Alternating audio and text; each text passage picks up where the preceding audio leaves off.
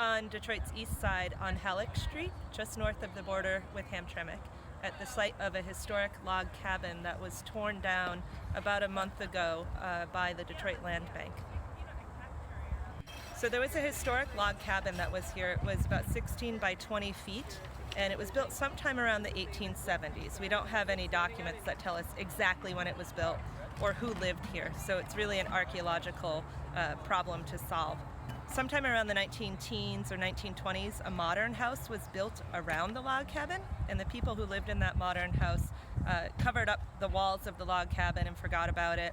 And when the house was abandoned and purchased by the land bank and prepared for demolition, they took down the walls of the modern house and revealed the log cabin underneath.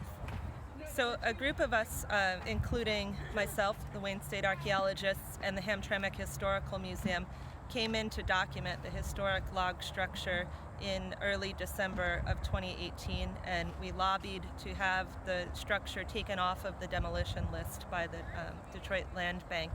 We thought we were successful, but it turns out we weren't. And unfortunately, about a month ago, the land bank demolished the property.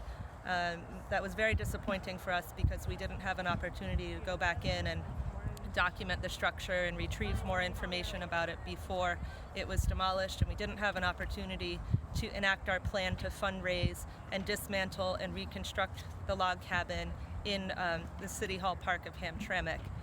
This is a really important site because it shares ties to both Hamtramck and Detroit. When the log cabin was built sometime in the 1870s, this was Hamtramck Township. Today it's Detroit. So this was an opportunity for Detroit and Hamtramck to overlap on a heritage initiative.